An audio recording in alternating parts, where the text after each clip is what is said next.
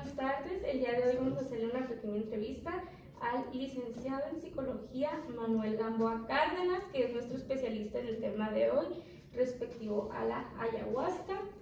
Para comenzar, quisiera saber cuál es su postura en cuáles son las consecuencias más importantes sobre el consumo de ayahuasca, tanto positivas como negativas. Bien, respecto a la postura primero, considero que debe ser una práctica que tiene que ser regulada y aplicada por personas que realmente estén capacitadas en lo que es brindar a otras personas esta sustancia inicialmente. Segundo, algunos estudios y experiencias hablan de beneficios positivos en lo que es la resignificación de recuerdos, manejo de emociones, y algunos hablan de una cuestión relacionada con cierta paz mental para poder continuar la vida.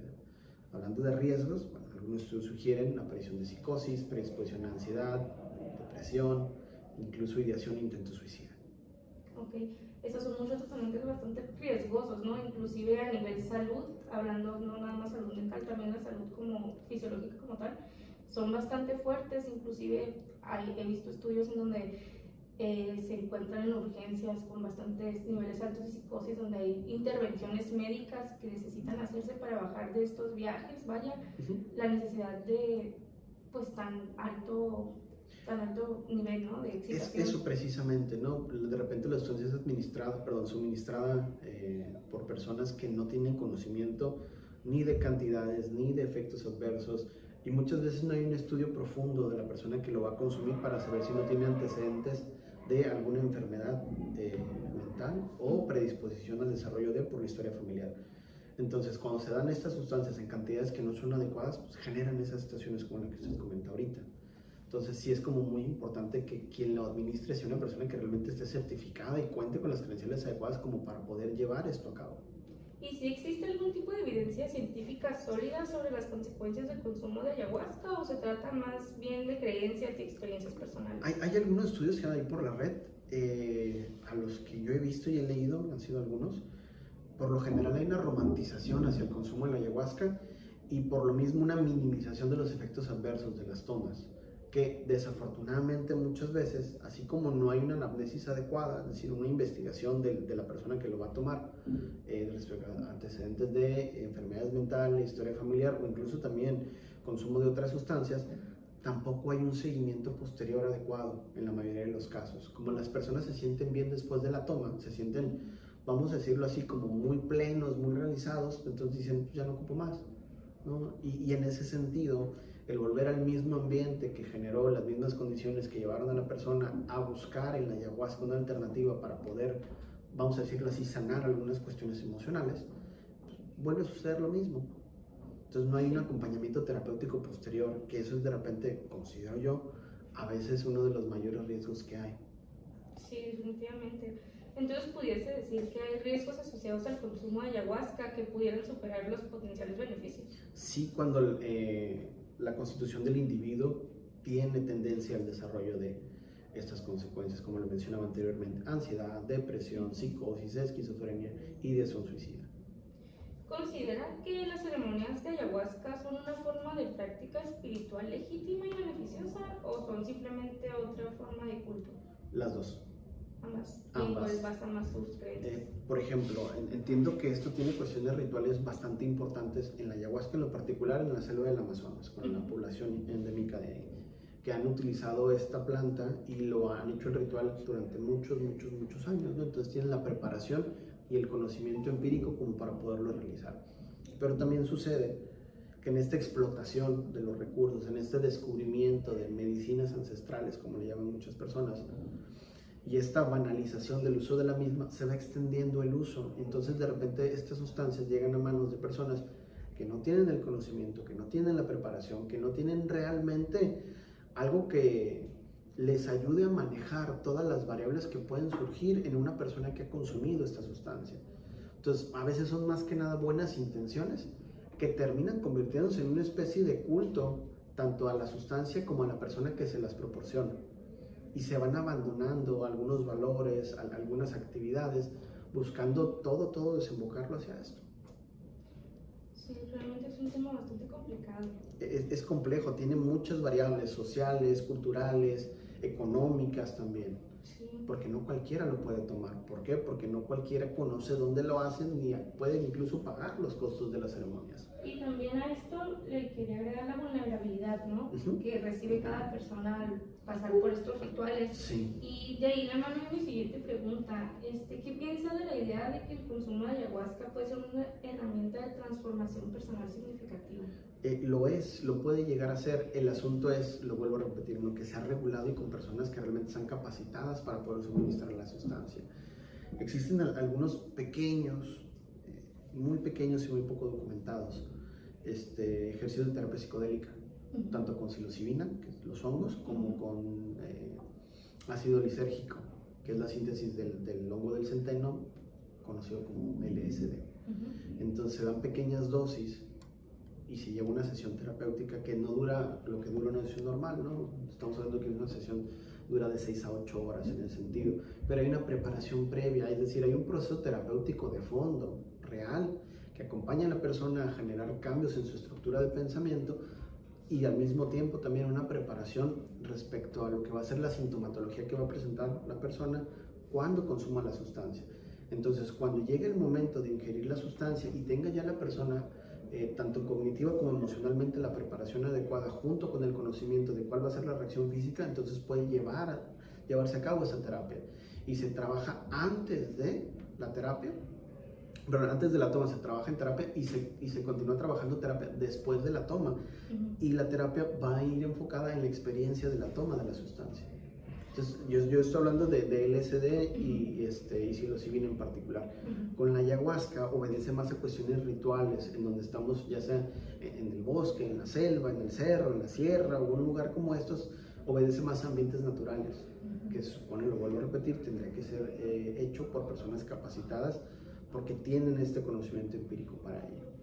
Y entonces desde ahí no es lo mismo llevarlo a un ambiente terapéutico en forma, con todas las variables controladas, a un ambiente en donde no sabemos qué pueda pasar, porque no solamente tú vas a consumirlo, sino va a haber 5, 10 o hasta 15 personas que también lo hicieron, que no sabes cómo van a reaccionar. Y en los estados de consumo de estas sustancias uno es hipersensible emocionalmente. Entonces la emoción del otro se me puede contagiar a mí, y entonces en vez de que esto sea beneficioso, pues puede resultar muy tormentoso en el momento. Sí, claro, pero también de esto podría ir de la mano el abuso, el exceso de definitivamente, porque aunque no existe una dependencia física, como en el caso de otras sustancias como el tabaco, el alcohol, por mencionar solamente unos muy simples, sí puede haber una dependencia psicológica, en el sentido de decir, bueno, es que con esto he encontrado paz y tranquilidad y no lo puedo hacer de manera, vamos a decir, normal, con los recursos con los que ya cuento, sino que tengo que buscar ese estímulo externo para poder llegar a esos estados de nuevo. Entonces, cada que me quiero sentir bien, busco consumirlo.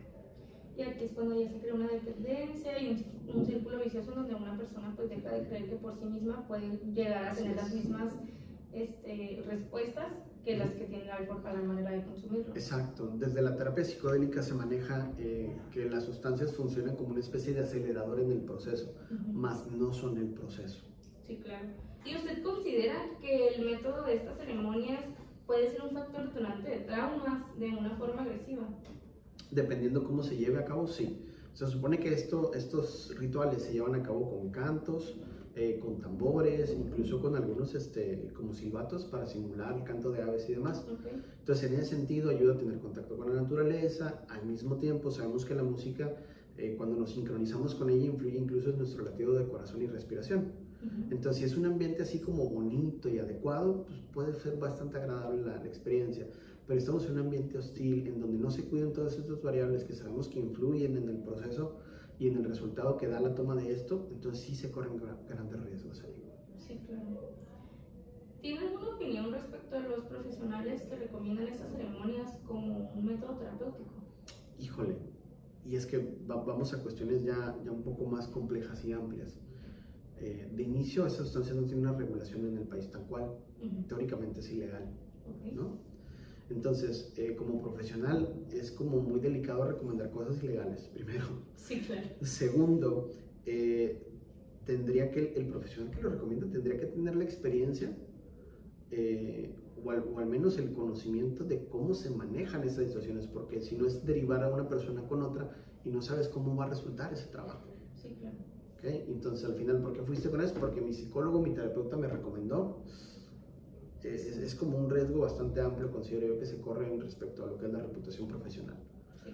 Ahora bien, yéndonos a otros lugares, otros países, como por ejemplo en Estados Unidos, en el MRI, donde sí se llevan a cabo terapias psicodélicas, pues hay una regulación constante del ambiente, de la cantidad de sustancia y los antecedentes personales del individuo, porque no todas las personas son aptas para el consumo de estas sustancias.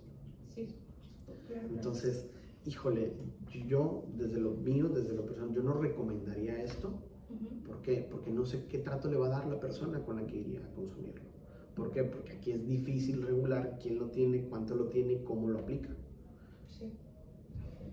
También de estos rituales pudiera existir alguna enfermedad mental que pudiera detonarse debido al proceso que lleva. Si la persona ya tiene tendencia a ansiedad, a depresión, a alguna enfermedad relacionada con el espectro de la esquizofrenia, pues pudiese detonarse desde ahí o agudizarse alguno de los cuadros si es que ya lo está presentando.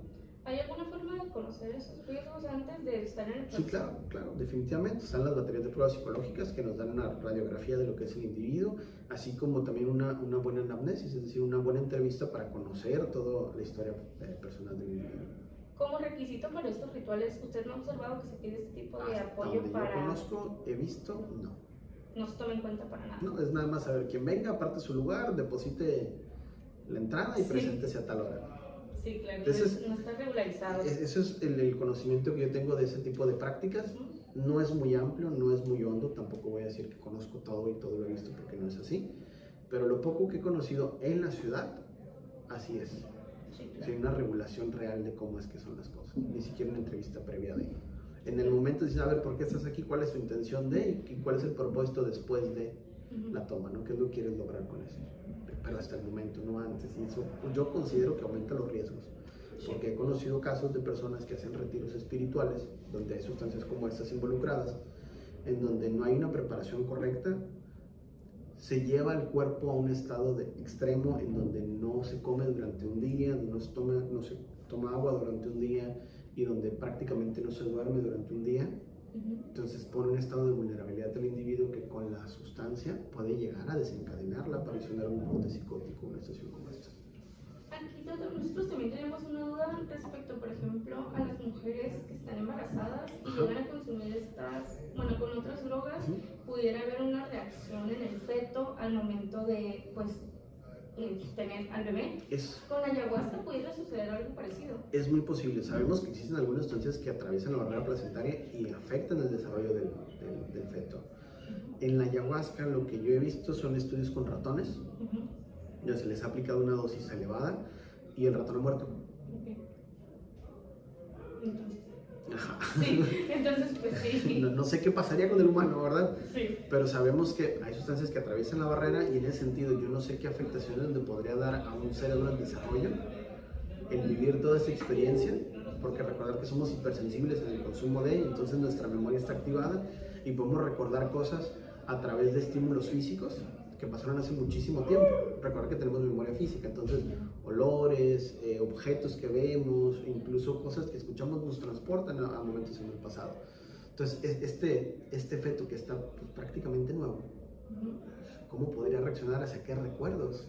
Sí. O hacia qué estímulos y sobre todo, ¿no? ¿Qué agitación generaría en el medio intrauterino? También podría desarrollar algún tipo de estado de abstinencia o de dependencia a eso. Hasta donde sabemos, estas sustancias no generan abstinencia, generan una dependencia psicológica. Entonces no se podría hablar en este caso de una dependencia psicológica porque no hay una psique constituida tal cual. ¿Va? En el caso de los adultos, entonces en ese caso sí. Para cerrar con esta entrevista, quisiera saber si me pudiera dar su punto de vista, su opinión, algún consejo para los oyentes de esta entrevista. Sí, investiguen, documentense, no vayan con cualquiera, ¿no? Esas personas que te ofrecen 10 años de terapia en 10 minutos te están vendiendo humo, ¿no? Sí. Quieres un cambio en tu vida, hay que asumir responsabilidades, hay que aceptar algunos riesgos, entendiendo que el proceso no todo es bonito ni agradable, muchas veces duele la transformación, pero eso es parte de estar vivo, aprender a conocerse, a conocer su emoción y enfrentar las cosas con el máximo de nuestras capacidades es lo que realmente va a generar cambios. De nada sirve que yo vaya a un lugar, vamos a decirlo así, sucio, a bañarme, cambiarme, rasurarme, ponerme ropa bonita, si saliendo vuelvo al mismo lodazal. Sí, claro. Voy a volver a ensuciar. Entonces, primero un cambio en la estructura, primero un cambio o acompañamiento terapéutico, y ya después vemos a ver si esto puede darnos algún beneficio. Okay. Pero le digo, lean, investiguen, documentense, pregunten, conózcanse a sí mismos y asuman responsabilidades. Sí, claro. Muchas gracias, un gusto haberlo entrevistado y muchas gracias por aportar una parte fundamental para nuestra investigación. Gracias a ustedes por tomarme en cuenta.